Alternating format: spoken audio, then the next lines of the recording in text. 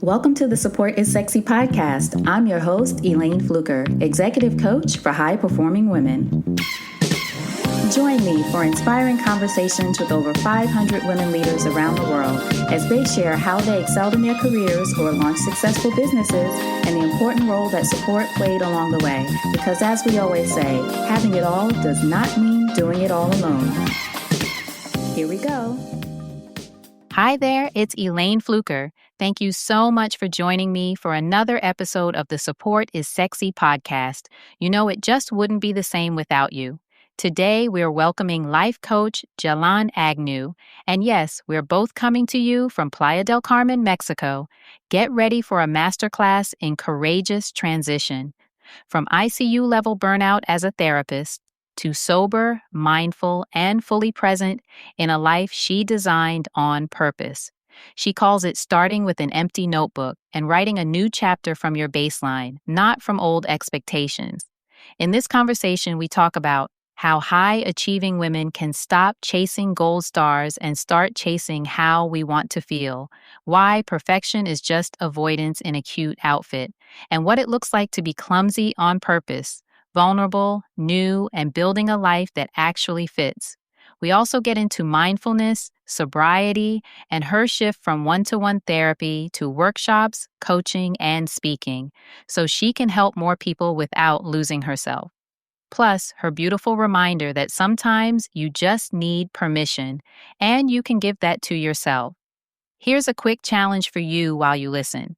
Grab an empty notebook.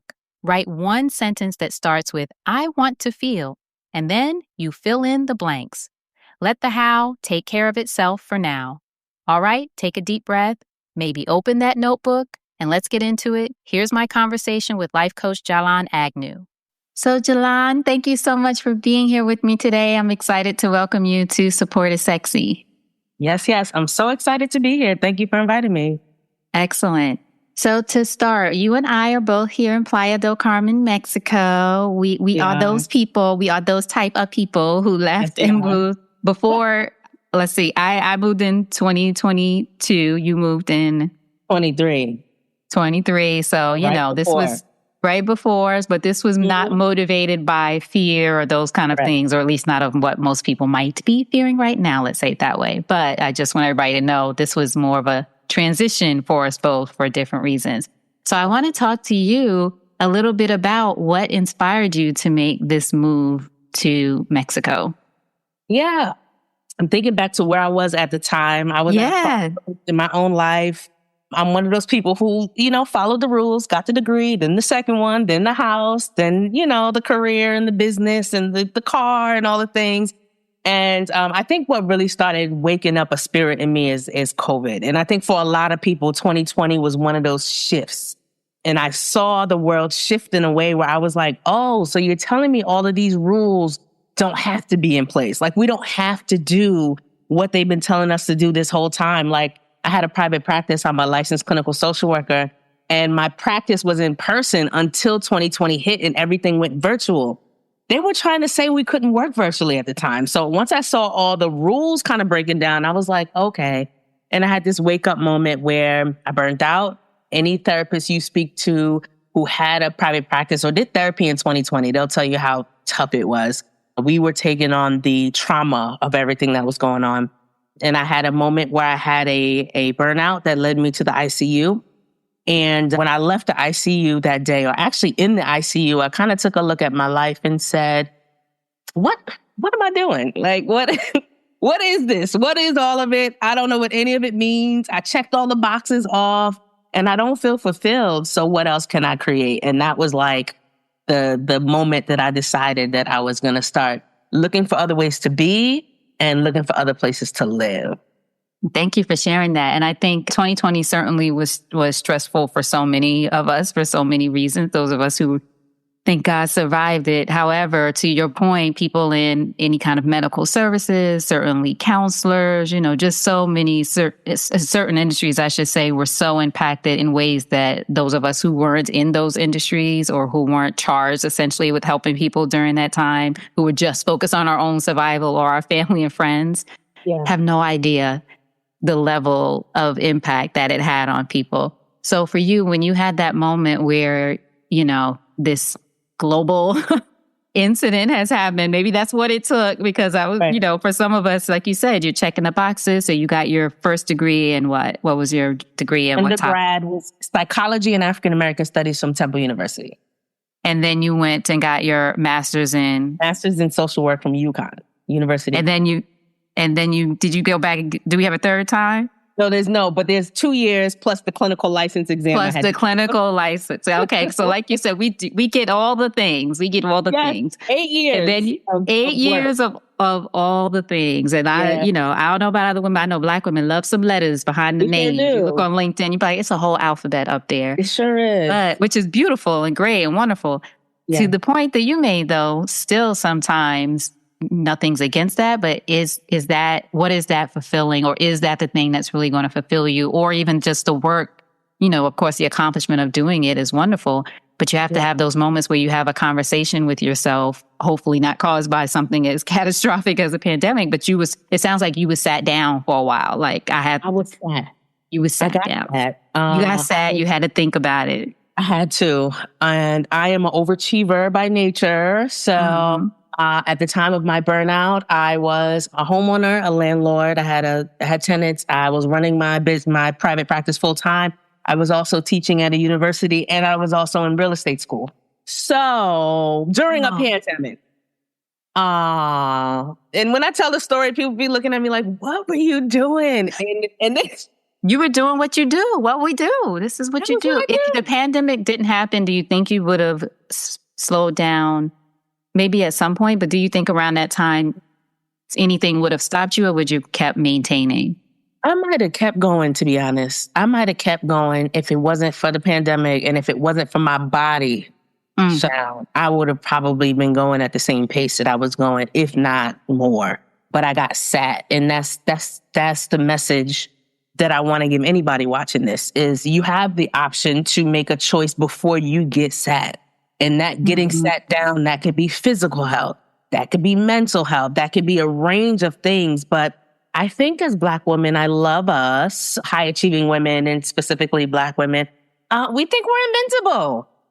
We think it's just going to last forever. We think we can keep going. We like to brag about how much we do and how much we work. But when your body starts shutting down, there's nothing you can do. And that was my reckoning. That was my moment where I was like, I'm literally in this hospital bed. What have I been avoiding about myself and about my life and about my deeper purpose? And what came up for you as answers that led to your ultimate transition, at least a part of your transition that was a move? Because I would imagine things transitioned about how you worked and all those things too. Yeah, I think the biggest thing for me that came up is that I can help people, and it doesn't have to be at the expense of myself. And that was the biggest message that came from me, because the guilt of leaving a social work, leaving that field, I was doing one-on-one therapy, group therapy, leaving that, it brought up guilt for me. But I had to convince myself and reassure myself that I can be helpful in other ways that does not involve listening to trauma all day or involve me taking on, people's stuff. And that was the biggest change for me, having that recognition of help looks different in different ways. Did you go through a point where you had to also, and I asked this because I just had a conversation with a woman early, Dr. Zoe Shaw, who's a psychotherapist, and we were talking about failure, our views of failure, and how we, either rationalize that or deal with that or feel shame around it. So it's just a conversation I recently had, very, very similar. But did you have to go through any sort of mental work or things around, well, if I, for example, close my practice, or if I move, or if I make this change and decide I want to help in a different way, am I, quote unquote, giving up? Am I failing? Which I know a lot of women, in particular in our experience, Black women tend to face. Like, I got to push through. I got to survive. I got to be strong. Yeah. I did feel some failure. What it felt more like, though, is like, I've been in this field for 20 years. What have I been doing with the 20 years if I go do something else? It felt more like a waste of time. And that was the biggest reckoning of, like, I spent all of my education, work experience, all of this time building up to this. did I waste time? But also, who am I outside of that? Mm-hmm. So tell us the answers. What answers did you come to? Well, where we at now?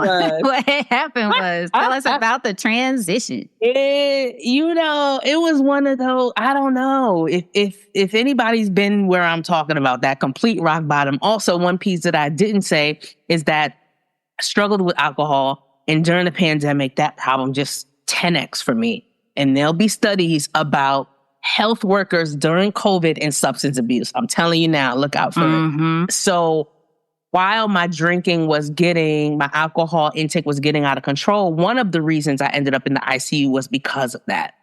So one big thing that shifted the world for me, my experience for me, is when I left the ICU, I never took another drink of alcohol.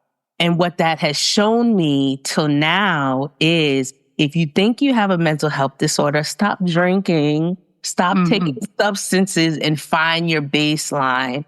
Because a lot of what I thought was mood stuff really had to do with substances. So that was one huge thing for me, of removing alcohol from my human experience.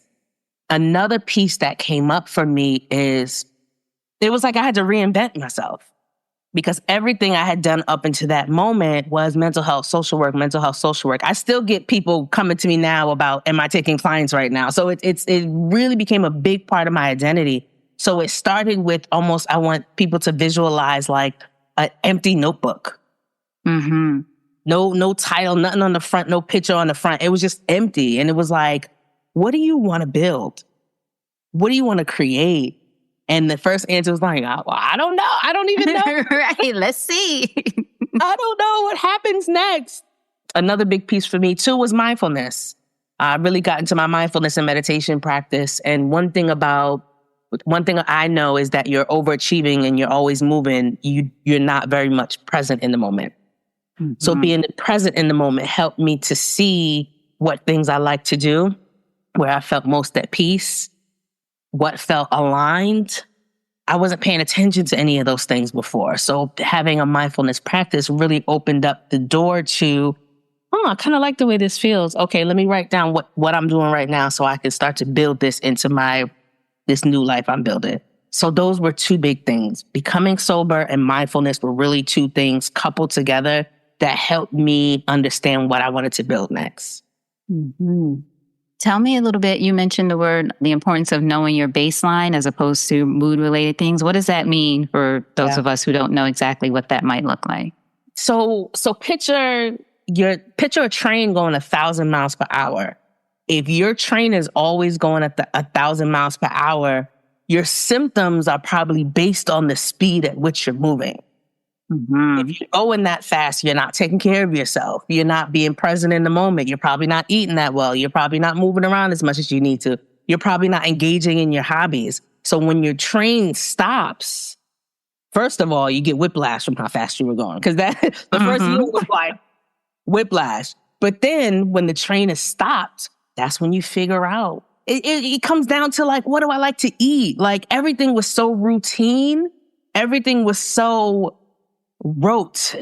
I was like a zombie just doing the same thing over and over that I had to rediscover. So what I mean by baseline is like the train has stopped. You're not going anywhere. What do you like to eat? What do you like to do? What time does your body actually get tired? What schedule works best for your body? Which one of your friends are in alignment with who you are now and not who you were at, like all of those things. That's what I mean by baseline, of just really getting down to the core of who you are in this moment. Because what I recognize too, and this is the work I do with some of my coaching clients, the life that we create probably came from a 19 or 20-year-old mind. Because that's the time we pick our major, right? That's the time we pick our I was going to say that they trying to have you pick your major when you're 18. You're like, I don't even know, who am I? Right. So the life you created is based on a need, a want, desire, or abandonment or lack that you had at 18 or 19. So then you get to 35 and you have a life created from that brain. Your baseline is saying at 35 or whatever age it is, you come to your reckoning, who am I right now? That's what I mean by baseline. So tell me about the transition from therapy and the ways you were doing it before to how you work with individuals now as a coach. Yeah.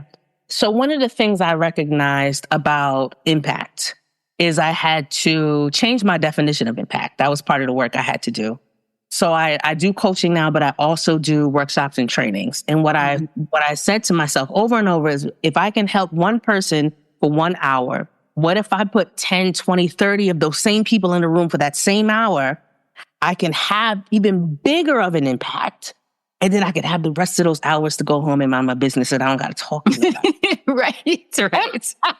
So that gets back to, what do I really want to do? How do I want to spend my time? Right. Back to the empty notebook, right? So that's one of the things I built into my business, is taking my knowledge that I have from the 20 years of being in the mental health field and doing workshops and trainings for leadership teams around mindfulness and the things that I had learned and also the things that I was implementing in my own life.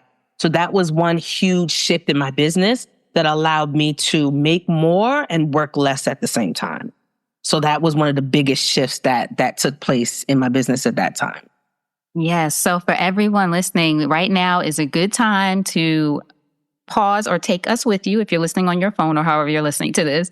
Get an empty notebook or a piece of paper or open your notes at something. And I want everyone to answer any of the questions that Jelan brings up today that she posed to herself of, how am I going about this transition or this journey? Because I think the questions that you're dropping are so valuable, or the reflections. And I'm a big journaler, but even if you're not, anyone who's listening, some people get turned off by the idea of journaling. I can't imagine why, but everybody does it their own way. We're not judging.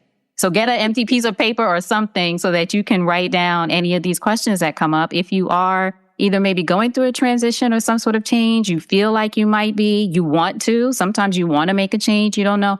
But a lot of us, I think, to your point, don't sort of get to that baseline of, what do I even like? What do I enjoy now? And again, to your point, you might have liked something totally different. Certainly when you were 18, even 5 years ago. I know what I liked before I moved to Mexico, or what I thought I really needed, quote unquote, before I moved here. It has changed a lot since I'm in a different place, energy, people, all those things. So there's a lot of reasons that we change over time. So everybody grab an empty something. Okay, hurry on. Continue to coach us.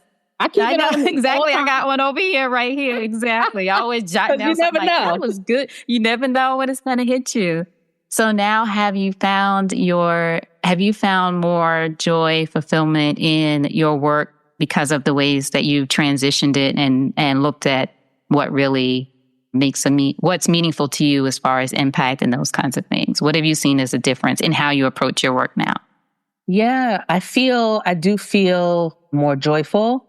I feel more fulfilled, and that's not because of the impact. That's because of the free time I have. But I still feel in alignment, and I feel it's almost like I got to bring all of the knowledge that I had with me and kind of create something new to share with people. So it feels almost like I've elevated into a different version of myself in my work, but also in my private life as well. And I recognize too, I'm also a speaker, and I recognize too that the energy that I get from audiences really fulfills that need I have in my mind around what it feels like to see the impact in real time. Because that was my thing. If I leave therapy, how am I going to know? Because as a therapist, you get to see the progression. You get to see people build. But I recognize in speaking that you can see those aha moments. And those aha moments are fulfilling as well. So it really just, I feel different about what I have to offer. And I had to give myself permission to be able to offer something different. So I feel joyful, I feel fulfilled, and I also feel more in control of my human experience. Mm-hmm. Do you suggest that anyone listening who, again, is circling transition, whatever that looks like, considering it, wanting to do it, or a lot of people right now are being unfortunately forced to make transitions or figure things out because we're in the midst of, or in the U.S., in the midst of mass layoffs and things like that at the time of this, do you suggest that they start from what do I want to feel as I do this new thing? Or what do I want to, I think, and I ask that because I know for myself, I've been there and I have to remind myself of this. I'm so busy trying to figure out the thing or what is the thing I'm going to do. And then I always say, let go of the how, but I'm guilty too of how am I going to do it, et cetera, as opposed to starting from what do I want to feel, experience, or even I think impact, what do I want other people to feel? Just sort of getting to the emotional things, because I can usually tap into that, then get into all the, ways of how and who and solutions and those kind of things. What do you suggest the method be? Or is it different for everybody? No, I think that's a really good point. In recognizing, and that my brain is going into, I have this whole formula in my mind, but in recognizing that when we go after things, we're not going after the thing, we're going after how we think it's going to make us feel. And that's why so many women end up not fulfilled in their life, because you said house, you said car, you said position, you said title. You got all of those things because you thought they were going to make you feel something. So if we can focus on how we want to feel, then we're not focused on the how, we're focused on the what. And that extends out a little bit this map that we're making of what we want to call in. Because at no time ever in my adult life did I say, I'm going to live in a beach town in Mexico. Ever. Right. I never even knew this existed. But I said I wanted free time. I said I wanted to live in a beach town. I said I wanted to feel safe. I said I wanted community. And somehow I ended up here. So it's almost like I'm grateful I didn't get some of the things I thought I wanted, because I never wanted those things. I wanted how I thought they would make me feel. And because I've been in the mental health field for so long, been a therapist and a coach for so long, I know so many people with every single thing they ever wanted. All the things.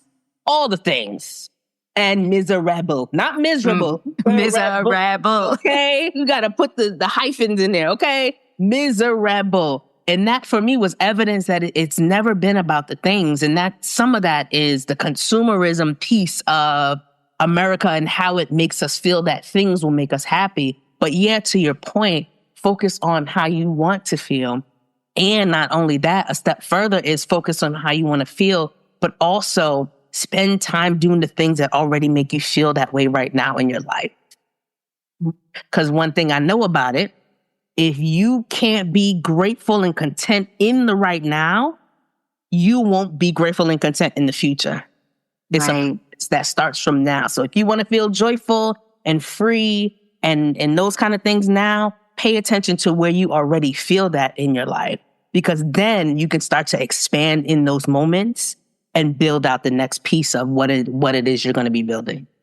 That's so powerful. I love it. And I think too, what's resonating with me is, because I'm going to, of course, journal and think about this too, the things that bring you the joy, the peace, or the whatever you're trying to be fulfilled, going back to sort of what you said, it might not be the super big, exciting to everybody else thing. It might be the quiet moments. It might be, who knows? But I think for everyone to make sure to be open to really say, what is that thing, whatever that is, and might not be, another, some kind of accomplishment or something, for lack of a better word, public facing, you know what I mean? Like, oh, if I achieve this or if I do that, I do. It's making a smoothie in the mornings, doing, whatever little, at least this is how I'm interpreting it for myself, those small delights that we sometimes forget about that bring us joy and that are so much more accessible than we, even pause to think, whereas we're pursuing all these other things. Right. What do you say? Go ahead. I was going to say too, that sometimes the achievements become an addiction. Yes. And the reason we don't feel anything when we accomplish them is because they are a part of an addiction, and there's not enough. Right. We're just looking for the next hit, so to speak. You'll never be satisfied with an achievement. And let me take that back. Because we are satisfied with achievements. Let me take that back. And I want to bring into mind the image of someone walking across the stage to get their diploma. And then before they get back to their seat, they're like, so what's next? What's next? Right? That's who I'm talking to. That's what I mean about achievements. They become external. They're external validation. And the internal piece that we're looking for, that's separate work from achievements. Right. Now, one of the things I know you also speak about, you mentioned mindfulness. And of course, we're talking about transitions, whether chosen or you're in a position where you need to figure out what that transition looks like. But you also talk about people getting stuck, especially high achievers, people who accomplish things and those kinds of things. What have you found through your work with the one-on-ones, or certainly when you're speaking and talking to people? What gets most of us stuck when we're in the midst of or approaching or thinking about a transition? I think the biggest thing that gets us stuck is, I'm really thinking about some of the conversations I've had. It's like tunnel vision. It's like being really, really focused on some external thing. But if you open up the mind a little bit, you realize that there are other options and there are other things you can do. But I think being stuck speaks to, you don't want to mess up. You don't want to fail. You don't want to look silly. You don't want to be seen trying anything new. And I think for a lot of overachievers, we want to be an expert. First day, we want to just jump on the scene and be experts. But of this process is being new and clumsy and stumbling over words and not knowing and asking questions. And that's where I think a lot of folks get stuck, because yes, your name reads like a paragraph, right? With all of the achievements. And what I'm talking about building is a very clumsy, not sexy, off path, off kilter. It is just something completely different where you have to be very, very vulnerable. And that's where I see people get stuck, is not wanting to be vulnerable and ask themselves the real questions like, is this what I want, or is this what I'm supposed to want? Yes, I love that. What you said, I like the word clumsy about it. The word that came to mind for me when people say cringe, like you have to be willing to be like, it's like that first draft of anything that you do create. Yep. Certainly writers know this, but it's cringe. You don't want it out there. You don't even want to see it. I think that's especially true, to your point, when you have accomplished things and you do have, you're making this change from doing the thing that you know, which is why we keep doing it, right? Because even if it's not comfortable, I know how to do that. I'm good at that. I know how to make. But this other thing, there's going to be a learning curve, even though we know logically that's natural, but it probably won't always feel good. It certainly won't always be pretty, right? You're starting again. I think I did an article on LinkedIn, or maybe it was I can't remember. Anyway, but having this discussion about the courage to begin again. You and I have probably had this conversation over lunch sometimes, right? Yeah. The sort of figuring things out and that kind of thing. Do you think, to that point, that we should all be prepared to know that because you're making this transition and doing this new thing doesn't mean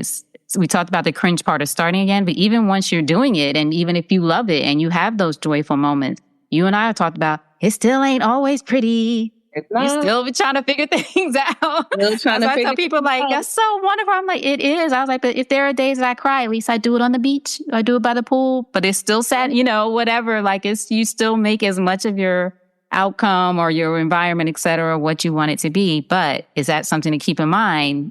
You're not looking for perfection. Right. Looking for because perfection is avoidance. Mm-hmm. Ain't no such thing as perfect. So if that's what you're going for, you walking in circles and calling it progress. Right. Now that was a bar. That was a bar. Yes. That was a bar. But no, it's going to be uncomfortable. And even like coming here to Mexico, right? I speak no Spanish. Well, I spoke no Spanish when I got here, right?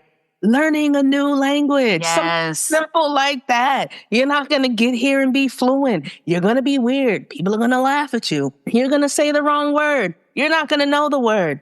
All of that is exactly what happens when you're building this up. Exactly. That's like I think about when I first came here and I was looking for soap in the store, in the Chedraui, the store here. And I was saying sopa, but that is soup.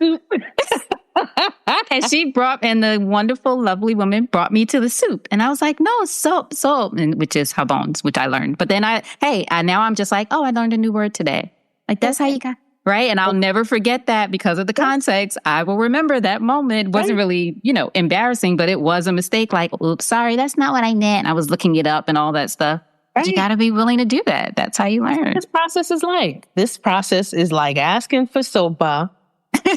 when you're looking for soap. That is the best way to describe this process. Okay? It's going to be, it's not cute. It is not a cute process. There's nothing cute about it. And you can't rest on who you used to be to gain access to who you want to be. You got to rebuild it. Oh, that was another bar. That was another bar. You can be full of it, exactly. Hopefully you all got your empty notebooks. You write down all these bars. Bars. That's so funny. So what would you say? What's that? No, I said bars on bars on bars. Yeah. Bars on bars on bars. So what would you say for you has been the most rewarding part of your transition process at this point? Yeah. Who are you today? What are you enjoying today? The most rewarding part of my process, and even like I've been here a year and a half, I just restarted this whole cycle again because it took me about a year. The whiplash of being here took me about a year. I discovered I'm a writer. I've been writing since I was a kid. I have at least 100 notebooks of front to back, just my thoughts. And I gave myself permission to be a writer. That would have never happened if I was going 1,000 miles per hour. But it took meditation. And I'm reading this book called The Artist's Way. If anybody wants to touch or back in touch with some aspects of themselves, I read books now. I got time for that. And I don't mean literal time. I mean the space in my mind to receive information. Those are two different things. But the biggest thing is, I recognize I'm a writer, and there are parts of my younger self that have come back out. I used to sing and dance and do poetry, and all of that's coming back out. And that's what I mean about your baseline. It's like some of this process will be rediscovering and recovering. There's a Sankofa. There's a back to self that happens as a part of this process. And you can't do that at 1,000 miles per hour. How did you rediscover your love of writing? Was it through the journal process? Did you write something and think about how it felt? What was the moment of discovery where you remembered yourself essentially? Yeah, it was like, I'm just laughing because this is such a familiar experience, but I'm like, what am I doing? Like, I am always busy, and I'm like, what is even happening? Sitting there, and I'm like, I just want to write. Man, I just want to travel and write. And I'm like, who said that? Why is that not what we're doing then? Right. Why are we not writing? So it was one of those things and then I look back at my journals, going back years.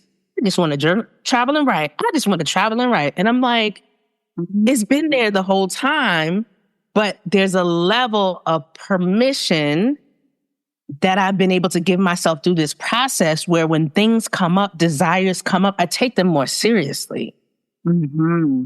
I feel like part of this process is the 5-year-old version of me. She gets a say now, and she want to write and travel. You want to write, and she's been telling you for the past few years.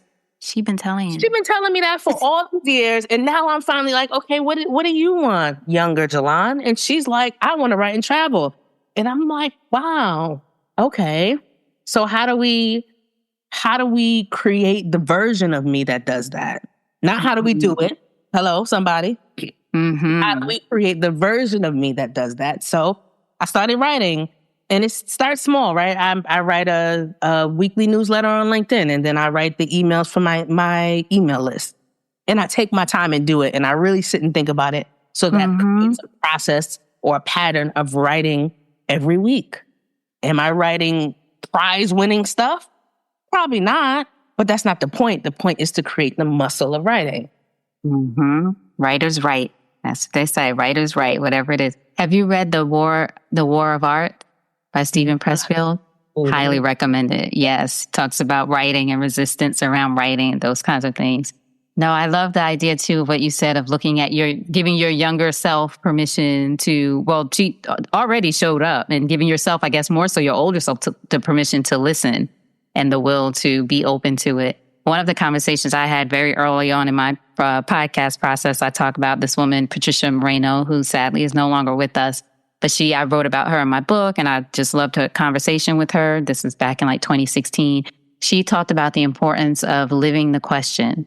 So to the point of what you said, what do I do as a writer? Who do I become to be a writer, et cetera? And she talks about in her own journey of just she didn't know, quote unquote, the how to do this particular thing. She was building this fitness brand, and she was just like, okay, I'm just going to live this question. She was going about, but it was, on her mind, thinking about it, which is different, everyone, from worrying about something, as opposed to, hey, I want to be open to receiving how this shows up. And I have used that practice again and again and again. And it's not even surprising anymore. It's just gratifying at this point when things show up, or you're having a conversation and something will come, or someone will be, you never know where it's going to come from, who it's going to, or from whom it will come. You just don't know. You'll see something, you'll hear. Now our phones are listening. You'll get an ad for whatever it is.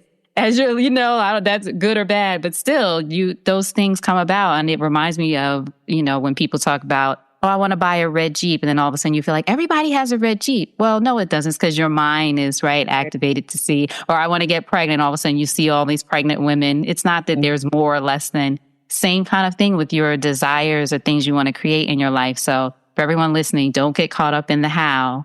Tap into the little girl in you, or the joys, the delights, all the things we've been talking about. But you don't even have to put that down in your notebook until it comes to you, until it becomes apparent. Because sometimes I'm not even going to dream that thing or think about that because I don't know how I'm going to do it. Well, I always say, if you knew the how, you would have done it already. So you don't know.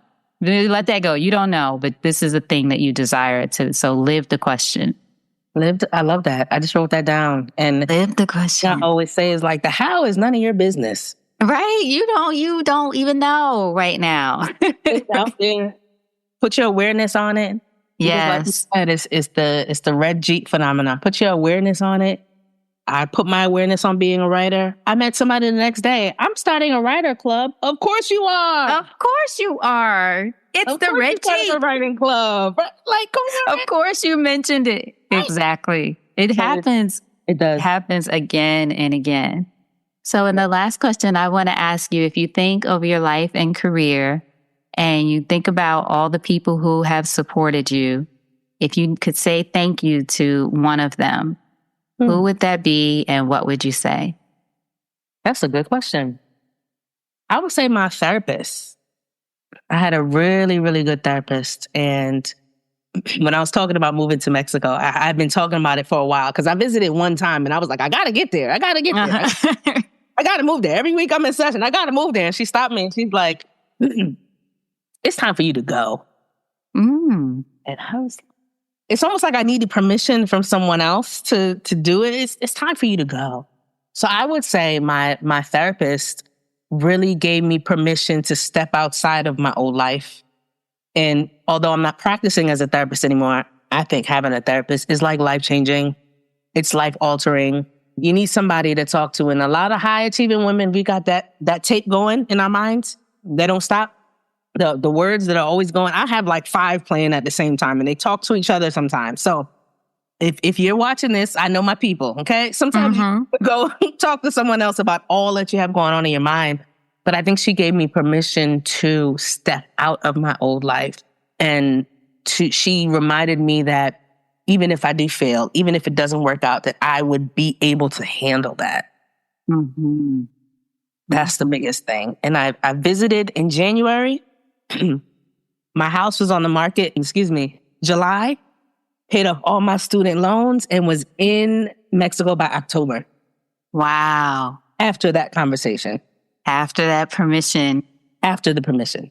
Beautiful. Yeah. So for everyone listening, thank you for sharing that. Thank you to your therapist. I'm glad you're here. So I got a chance to meet you. For everyone else, look at too how to give yourself that permission and seeking the support from people who are essentially your engines, who have heard you. She knew you've said this several. Okay, we need to figure out how are you going to make this happen? What's this move look like? Beautiful. Tell everyone how they can find you and get in touch with you, follow you, connect with you, all that good stuff. Yes. So, let's see. First, you got to check out my TED Talk where I talk about mental health in the Black community. So check out my TED Talk. It is, what is the name of the TED Talk? How come I don't know that? Values and Traditions. That's what it's under. Values and Traditions. Okay. Values and Traditions. You can also find me. The name of my website is actually my name spelled backwards. So NALEJ of self, LLC.com. That is my website. I'm also on Instagram as under Knowledge of Self as well. And yeah, check me out. I have a lot of things that I'm working on in my mind, and I'll be sharing those with folks. I also have a challenge coming up. It's called the Ask for More Challenge, where I am challenging high achieving women to ask for more in all the aspects of their life. That starts in June. So definitely check it out. Check me out. And I love these kind of conversations. Like I know. We talk exactly. We talk like this all the time. Let's get together for lunch and talk for like 2 hours. Jelan, thank you so much. I appreciate you being here. Hold on just a second.